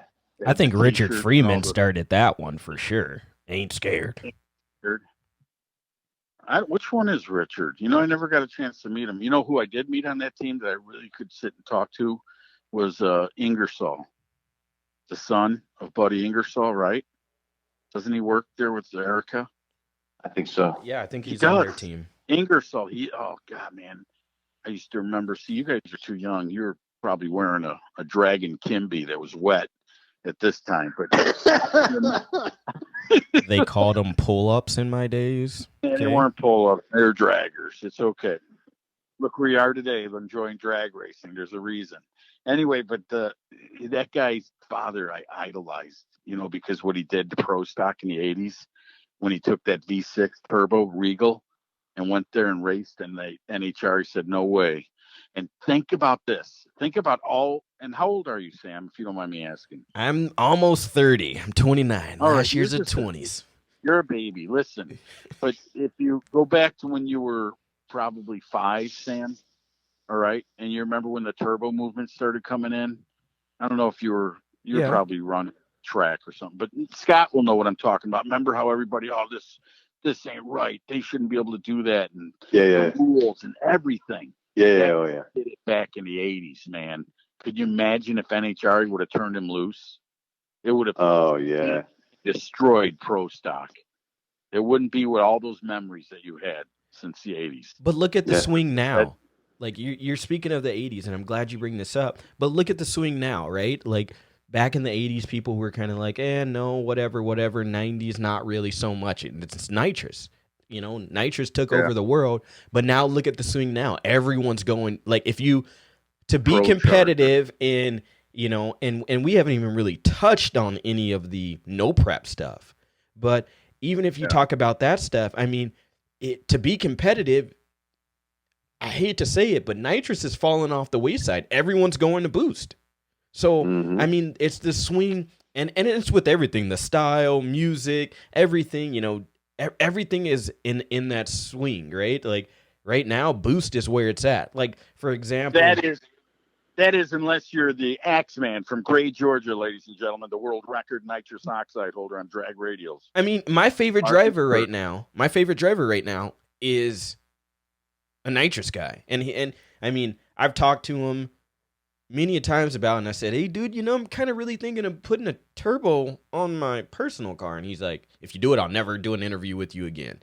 And I'm like, geez. Like, and that's really the world right there. And that's Stevie Fast Jackson. I mean, yeah, and he's a good kid.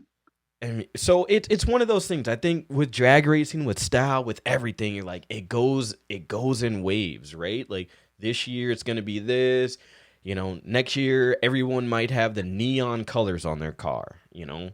This year it's flat. It's flat colors, and you know, and then next year we might. Doesn't it? It's like now everyone's Pro Charger.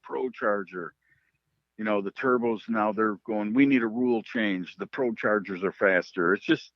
You know, nitrous was faster. Then the turbos and the nitrous wanted the rules to go to their sides. I mean, it's just like drag racing, man.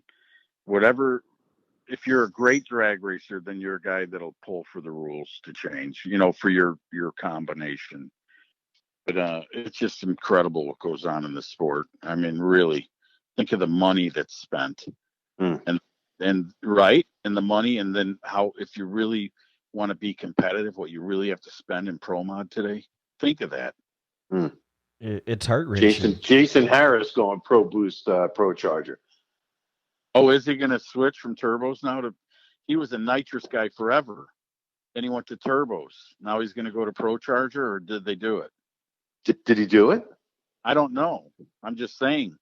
I know they're turbos now, right?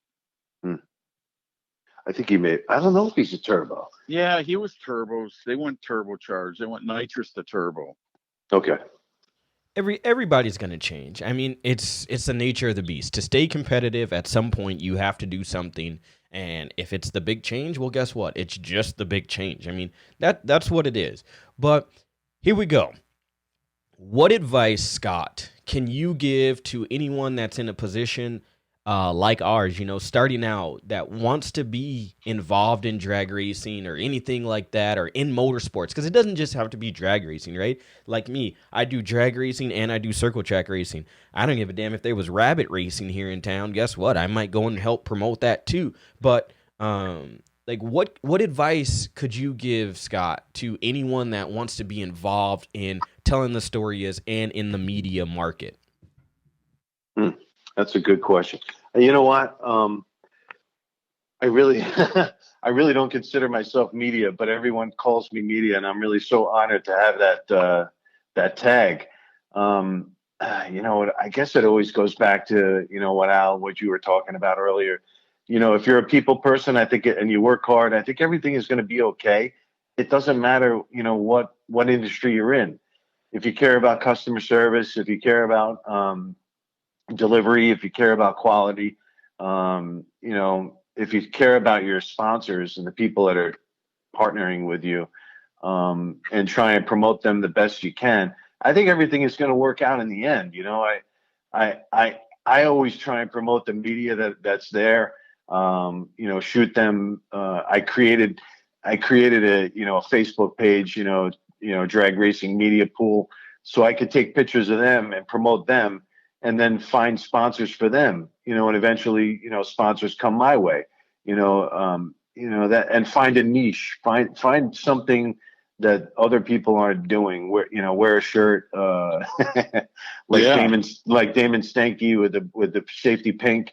I mean, you could pick him out. I was looking at him, at Brainerd, and I could see him everywhere he was, and it was great. So, just try and stand out. Every door will not shut in your face, Sam.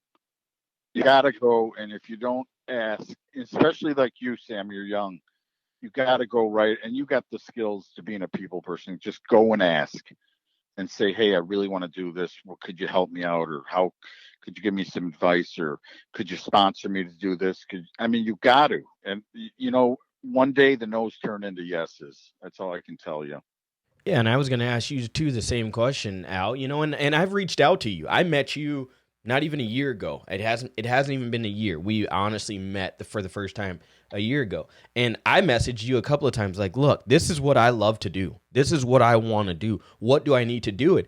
And and like I said, I'm thankful for everything that you've said to me and done for me and liked and shared my stuff. But, I messaged you, and then you wrote it on my Facebook page. Like, look, kid, the world knows who you are. Even though you don't think it yet, people know who you are. And for me, that means a lot, because I sit back, and Scott can attest to it. I call, and I'm like, some days I'm like, man, like, I don't even want to message this person because they don't know who I am. I'm just that guy that's running around the track with a green and neon jacket on that says Outlaw Performance, or I got a camera in my hand. Or, I'm that guy. But you have a Facebook, you have an Instagram, you have people know. Go back 20 years ago, people didn't know. You'd walk in, and I saw a guy who took a picture of a skinny guy that looked like him in a wheelchair and sucker punched everyone to get this sponsor money to do video work. I did. This is a true story. Steve Grime will tell you that. He showed the picture to Flowmaster Exhaust Company. Ray Fluger, look, I was really sick 20 years ago lifting weights. I took steroids. And he looked like he was ready to just fall over. And here he is healthy today. His name was Paul. And I did all the voice work for him. And then I found that out. I'm like, God, man, people are weird. But if you just go up to people and talk to them and just you get a yes or a no or a maybe, or I'd really like you to take my card and think of me. I'd like to do some work for you. Scott will tell you all the years he's been in the industry. I know at least 9 that I've known you, at least. It's got to be somewhere, yes, close to that. Yeah, but look at Strutmaster. Go talk to him, and what I'm saying. Now, you made a friend, right? He's a good man. Oh, Chip, yeah, wonderful guy. Wonderful guy. That's what I'm trying to say. If you would have never walked into him, and and Maury, the door opened, and now the door's shut, and now it's open again. The guy's a good person. Yeah. Those are the type of people you have to meet in life, Yes, for sure. And don't ever take a no. You know what I mean? Don't ever listen. If 33 years behind a microphone from a local track, and the only and I cherish the people that made me go where I am. And one was the late Jim Ledford, in Mid-Michigan Motorplex. his kids came to a bracket race. He heard me announce. He goes, "Who is that guy?" And he took me. He said, "I'll pay for you to come to Michigan and do a race, and I'll get you a hotel." And I'm like, "Wow." So I asked my boss that I work for. I go, "This guy wants to pay." He goes, "Listen, don't let him treat you like a whore." I go, "What?" He goes, "Don't get money. Tell him you want $500 to do the 2 days." And I go, "You've been screwing me all these years?" He goes, No, come on, don't start that shit.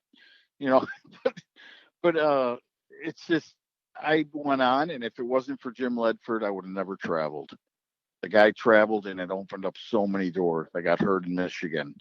I got heard in Wisconsin. I got heard in Illinois. I mean, it's just, it goes on. And I can remember a guy calling me up to do a huge race in April, spring opener. Remember Lebanon Valley Dragway, Scott? Mm-hmm. Connecticut, right? Isn't it Connecticut? Yeah, it's Lebanon Valley. Is that New York? It's New York, Lebanon Valley. New York. Yeah. So anyway, the guy calls me, says, I go, "Yes, Al Tucci." He goes, "Is this the guy who did the drag racing video?" The guy, I go, "Yeah, it's me."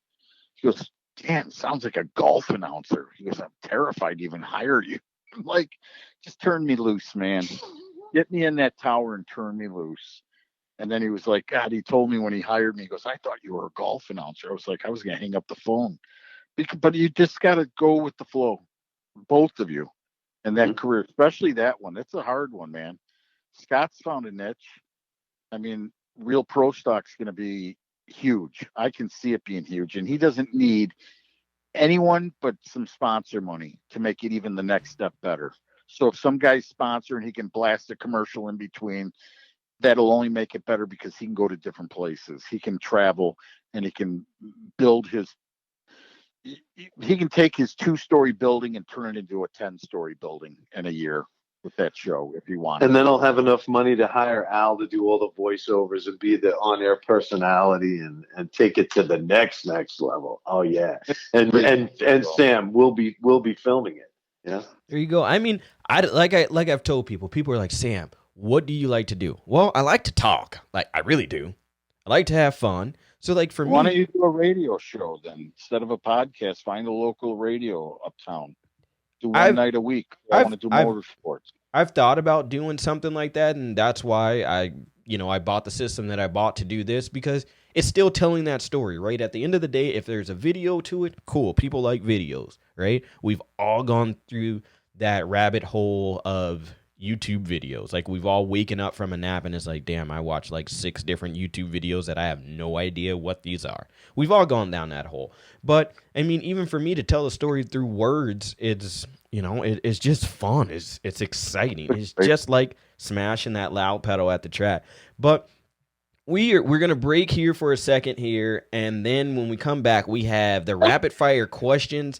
Al Tucci has said a lot, but who knows what he is going to say next.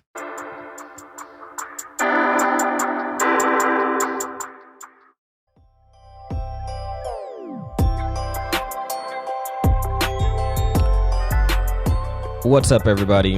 I'm going to tell you the easiest way to start your podcast right now. It's called Anchor. Go over, download the Anchor app, get on their site, and start your podcast today. You don't have to have any listenership already. You can start from scratch. It's going to distribute all of your podcasts to the major platforms, Spotify, Apple Podcasts, and many more. Has a creative tool. You can edit from your computer or your phone if you're on the go. It's just really the easiest way to start your podcast. So if you haven't done it already, go over and download the Anchor app and get started on your podcast today. How's the series going? So bringing in the last bit of this, I mean, we've been on here for an hour and 33 in counting, but that's fine. That's what it's all about. But now we're going to go into the hot round. This hot round here is whatever comes to mind, whatever you think. Who knows what kind of question I'm going to ask you? I got a list here, and I'm just going to go off the top. So Scott, we'll start with you first, and then Al, you'll get the next question. Not letting you guys know if you're getting the same question or not, so you can't prepare for this. So, man, I'm nervous. You don't be nervous. So Go ahead. I'm gonna save that one for Al because that one's good. That one's good. Scott, Napa or O'Reilly's? Man, O'Reilly. O'Reilly's. Why? I think in our area it's more accessible. Okay. All right, that's a good answer. For you, Scott, for you, Al, I got one, and it's if you could do anything right now, skydive or bungee jump, which one would you pick? Well, I know for sure that the rubber band would snap, so I wouldn't do the bungee. I'd do the skydive, but I wouldn't hang on to anyone. I'd ask for like a cargo freight parachute, and then I'd go up. No and way. I'd want to go a couple more 1,000 feet higher. So I'd have to jump out of the plane. See, I'm with you there. I don't think I could bungee jump because it's like there is no way. My luck, it would go. I just like it's supposed to be fun, right? I'm not supposed to like jump, hang on. Oh crap! I'm getting close to the ground. Oh, let me sling you back up in the air and let's try this over again like 3-4 times. So I'm with you there. Scott, I'm going to choose Napa over O'Reilly's personally. I don't know why. I don't Napa know-how. Napa know-how. There you go, Napa. Shout out Napa right there. Shameless plug. If you do want to get a hold of me, you know how, in the Groove Podcast. All right. Scott, got another one for you. If you can choose between the two, a burrito or a taco, which one do you want? And no, we're keeping this PG, okay? Not that kind of taco. You're breaking up. Say that again, Sam. I'm sorry about that. Burrito or a taco? Oh, burrito, man. Burrito all the way. It's cleaner. You get more in there. It's burrito, baby. What if it's a shaved taco? Oh, my God. Shaved taco. So that's a hard decision. So for people that are listening, that means a taco with no cheese. That's right. Or lettuce. It's just clean, crispy, and munch it around. Nah, I'm going burrito, man. I love burrito. I love the taste of the tortilla, man. It's just so delicious. You know, the way it all comes together. A nice steak burrito where the steak's good, and there's a little bit of that sounds so good. You're making me hungry, and I've already extra cilantro. This is brought to you by who's the Spanish people that bring us this? That is El Azteca Mexican food located on the north side. Minot, North Dakota. How do you spell that? Ellis? Like E-L. E-L. A-T-Z-E-A. El Azteca. El Azteca. Nice. E-Z-T-E-C-A. El Azteca. You think with your pull you get us a couple burritos sent over here to the Yeah. Late night on KXZ in the Groove. We need a couple of burritos. Someone send them over now, right? Hey, I honestly, seriously, I know the owner. I could probably text her right now and be like, hey, Oh, it's a her? What's her name? I'm not even gonna try and mess up her name. It's a true no. Oh my God. It's a true Hispanic name, and I'm not even gonna try and mess that up. So yeah. All right, here you go. Thank you for all your support. Tell her I don't know her name, but tell her thank you. And her food's Grasada is how I say it. Grasada. But I don't think that's seriously how you say it, but she'll forgive me. But I got one for you. Al, if you could be on a cartoon out of these two cartoons, which one would it be? Family Guy or South Park? That's really effed up, dude. Why? Oh, what? Because I got What was that? Family Guy. Family Guy? Family Guy or South Park? Couldn't be on Scooby-Doo doing Brenda and Wendy or whatever. No, because I got to be Family Guy. Oh my God. Well, no, it's a simple question. If they say Al Tucci is gonna be a character, Family Guy or South Park? It would probably have to be an announcer for South Park. See, and the little Rugrats grow up and build race cars. Like, Let's go now. oh my God, Kenny, your car sucks. So it's just I don't know. These are the questions I've got. So no, that's a good one. I'd be in South Park. My kids love that show. All right. Family Guy. The Family Guy's all right, but that's not me. Look at a kid. what's the kid's name? Robert. What's his son's name? Jason. On Family Guy? Yeah. What's the kid's name? Are you like the little guy, Stewie? No, Stewie's all right. The kid, the oldest son. Oh, I don't know because he's not funny. Yeah, he's really messed up, and I'm sorry, and I'm not even gonna laugh at that. All right, what's the next question, man? Sam, what do you got for him? Sam, I am green eggs and ham. Oh man! All right, Scott. Scott, if you can pick between these two places, where would you eat? Papa John's or Pizza Hut? Papa John's or Pizza Hut? I'm gonna go with Papa John's. Papa Let's John's. All right, you Let's know. Espicoli. Hey, Mr. Head. All right, and for you, Al Tucci, if you can pick between these two transmissions in a car, are you picking a manual transmission or a automatic? Manual. Manual. Mm-hmm. You want to grind Manual. those gears. And it depends on if it's drag racing or not. I still love to shift. I shifted when I was young. My 6 big block Chevelle had a stick. My Nova had a stick.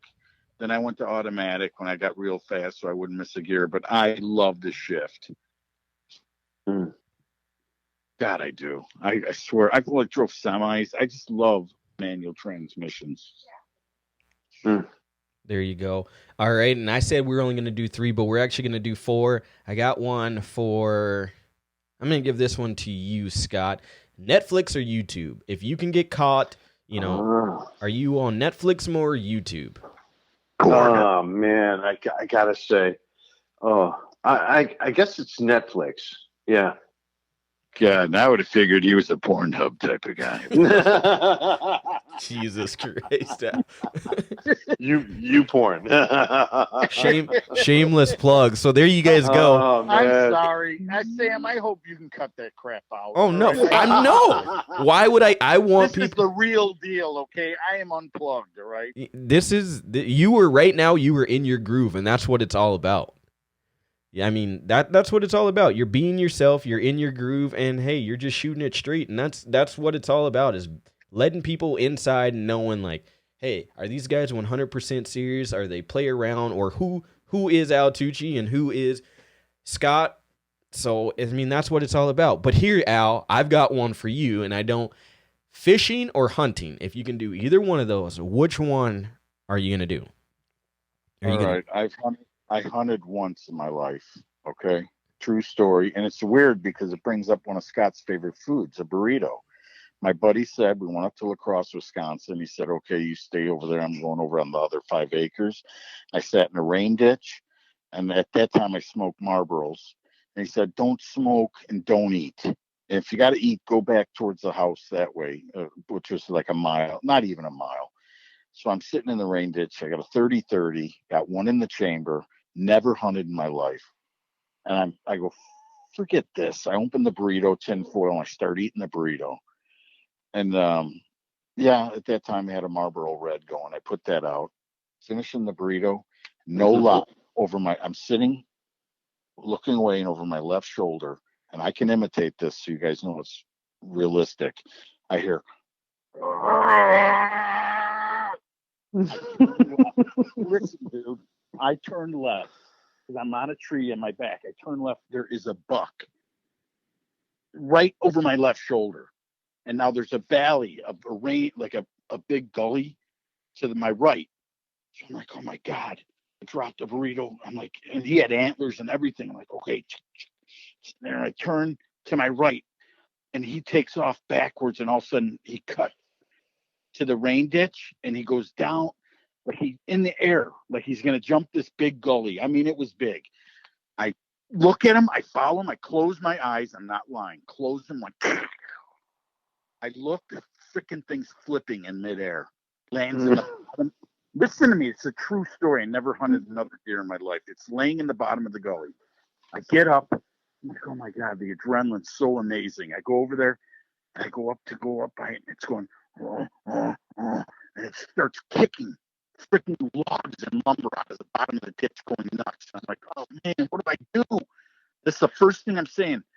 And we had a whistle. It was, and I'm whistling for my friend, and he don't whistle back. So I'm like, shit. So I cocked the gun again, and I pointed at his neck, and I go, bang. it went twice as nuts as it was the first time, kicking shit. It's oops. I didn't know what to do. And God, I'm sorry if that was a wrong thing to do, but I walked away. I'm like, I can't do it. I'm not shooting that thing again. And then it stopped. I went over there after about 20 minutes. I came back and poked at it, put my belt off, put my pants onto its horns, and drug it up that ditch. That's how steep the ditch was. This is no lie. I swear to God, as funny as I am, this wasn't funny. I get it to the fence where I got to jump, and the house is like 300, 400 feet away. I get to the fence that we came over. 4 dudes come walking up with guns. Not lying. It's on that side of the fence. I'm on the other, going to try to like pull the belt and pull the thing over the fence. And it's a buck, 8 point. Not huge, but it's 8 point. So anyway, I go over there, and these guys go, "Hey, nice buck. Where'd you get it?" And I go, "Right there." And I pointed down the gully to the tree right there. He goes, "It's my property." I'm like, I'm dead. Right here, Wisconsin, I'm going to lose my life at 21 or 22 years old. These dudes are going to shoot me and bury me. I'm going to have to dig a big hole, but they're going to do it. So I go, "Really? I'm sorry. I didn't know. My buddy who's over here said to go down there and you can hunt there." I go, "You can have the deer. Just take it. It's yours." That was my first hunt ever. Take it. "No, that is just telling you it's our land. Who's your friend?" I go, "Dan, who was the S&S Harley builder for S&S Harleys in La Crosse. They did the carburetors, anything S&S that makes your bike fast. He was the main guy." And, "Oh, Dan, you're cool. Go ahead, take the deer." I'm like, "Oh my God, thank you." I gave it to my friend. See, things work weird. I would have never ate it. And I gave it to my friend who never got one. He loved deer. So it worked out well. But that is a true story. I never went hunting again after I did it with my eyes closed. I thought that poor thing. You know what I mean? Am I getting a little sympathetic here, No, Scott? you get no It's an sympathy excellent story, man. you get no sympathy from me simply because I am a hunter. I love to hunt. I will sit in a deer blind any time of the year.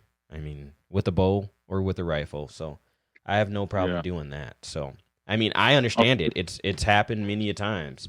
Where you walk up. It was the most incredible. It got them right. Where their neck goes to their back. Mm-hmm. It was in and out right there. It went like in and out of. It didn't paralyze him. He just was like. Was he? No, because he was kicking his feet, but he couldn't move. Maybe it broke his neck or his back. Yeah, what we call, as my buddy Aaron calls me, is the crippler. He's a chiropractor, but he calls me the crippler because whenever we go and shoot targets, I always aim for the neck because it's like, look, or aim for the spine. Yeah. It just hurts. Let me ask you, Mr. Hunter boy over there. Oh God, here we go. No, the situation you just heard. How should I put it out of its misery? So the way I've been taught is you shoot the deer as long as it's not running. You wait a little bit, but there's been sometimes like even hunting with some friends. It was just laying stuff. There. Oh yeah, it was laying there kicking its feet. I didn't want to get near it. It was berserk. So like perfect example. This year, my buddy shot a moose. It's a once in a lifetime tag here in North Dakota. He shot his moose. Well, he thought it was done. So the first time he walks up to it, gets close, the moose gets up and starts running again. He has to take another shot, right? Takes another shot, goes back, puts his rifle down, he walks up to it, and after taking another shot at the moose is down in the field, he walks up to it, and the moose is literally looking at him, lifts his head enough to look at him. And my buddy tells a story because he does YouTube and different things like that. He tells a story in there and he says, that was the most gut-wrenching thing that I've ever had to do was to slit the throat of this moose. And he sat there and just hugged it because he's like, dude, it was one of those experiences. It's like winning anything, right? Or doing something. It's emotional. You're attached to that because of the story that it tells. So, I mean, I think you did the right thing. I mean, you at that point, you have to do what you have to do. You've harvested an animal, so you have to do what you have to do. Yeah, and I could never go back. And I'm sorry. After I knew how I did it and closed my eyes and boom, I'm like, and seeing it flip, I'm like, it's not for me. And I know people do that for sport and people do it to eat, which is great. And that's why I said I'm glad he didn't get anything because he got that to eat and it didn't go to waste. For sure. Well, we're gonna get off all this sad stuff. You kind of, you brought us all sad. But Al, I mean, gee, we're going on 2 hours. We're doing great. I mean, thanks guys for coming on. But most importantly, is there anyone that's helped you guys get to the point that you're at that you want to, give a shout out to? Any marketing partners? Anyone that you want to give a plug to that has brought you, and has helped you get to your point in your career that you want to thank? Surely. I mean, I'll start, unless I'm not being rude, Scott. Just hang on there. I know you got to take 10 minutes. But let me get the couple out of my way. I would like to thank Broadway, the late Broadway Bob Metzler, who believed in me. Of course, the guy from Mid-Michigan and his family, Jim Ledford and Mikey and his brothers and all those guys down there, Ledford, Jeff. Good people at Mid-Michigan Motorplex. If you're ever in that area, go race with them. And, of course, I got to thank Flowmaster. When they owned it, the Pfluger family, Richard Small. I mean, listen, a lot of people don't know it. I think in this type of drag racing world, I was one of the highest paid announcers ever to do an event. Flowmaster gave me $10,000 to do the first ADRL event, and I didn't take it. I took half, and then the only reason I took half is because I thought that was fair. But he was mad and said, "You should take it. That's why you're so good." And I go, "No, that's not about the money." And a friendship was started from there, and I did a lot of stuff for them. So they did a lot of things for me. But I'm just saying, I thank those people because that was in the beginning. And look what's happened today. Tomorrow I'll be in St. Louis at Gateway doing the Midwest Pro Mod Series, and we'll be on Bang Shift. But I just thank the people who stood behind me. It's nice, to be loved and to be hired to do this stuff. Wow, that's really good. Are you done now?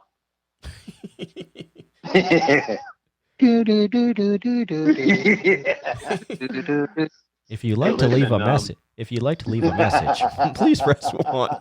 Hey, Sam, that's a good one. This one buddy of mine is like, "Hello." Like, "Hey, what's up, Sam? What's going on?" "Hello, Sam, can you hear me?" "Hello, something must be wrong with your phone, Sam." "Leave a message. I'm not here." Get you to talk for like 2 minutes, this asshole. It's so funny, though. I mean, all right, go ahead, Scott. Ladies and gentlemen, here's the Limo Guy. Scott, going to tell us about some of the people, and I know Jimmy Biggs is one of them. Jimmy Biggs is definitely one of them. What a great guy. All the doors he opened up for me. Wonderful people. You know what? The promoters, and those are the ones I think of are, they shoot right into my head. Even Wes Buck now getting into promotions and races. You know what I mean? Let me come in. Judy Franklin, Tommy Franklin for letting me come to PDRA. Heather and Mel Roth. Streetcar Super Nationals. Thank you so much for giving me a chance and letting me come in. You, Al, for letting me come up to the tower. Carl Robinson, Brian Olson, for giving me the time of day. The list goes on and on. It's just a great group. Sam Smith, thank you, Sam. I really appreciate you too, man. Thank you guys. Sam, I think this is history because it's the first podcast I ever did. So, and I get calls all the time. Would you please? The family wanted me to go on there, and I'm not really a podcast. I've never done it. I was nervous, but when the Limo Guy held my hand, I wasn't nervous anymore. The scariest thing about getting in the limo is when the doors lock. and the little window goes down between the driver and the back seat. So, where you headed this weekend?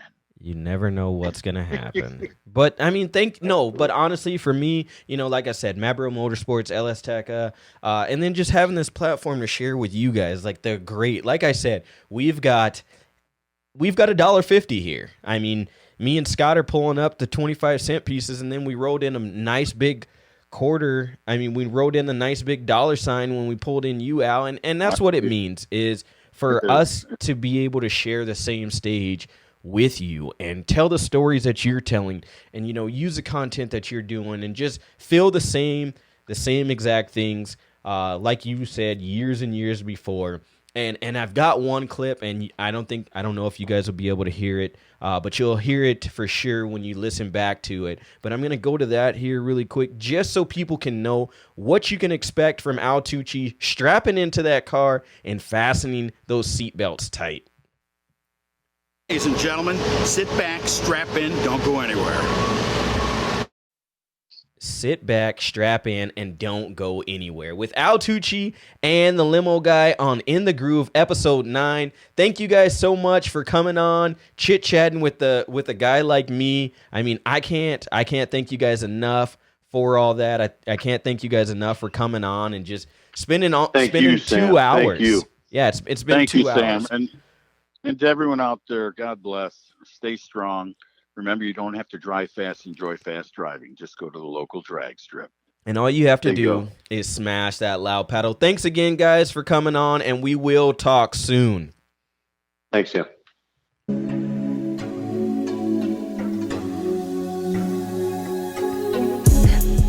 This has been another episode of In the Groove Podcast, brought to you by Mabro Motorsports, LS Tech and Mexican Food, and the good folks over at Outlaw Performance ENT. If you haven't done already, please go over and check out all of our social medias. Facebook, Instagram, and on YouTube, all under outlawperformance.ent. Till next time, you guys keep smashing that loud pedal.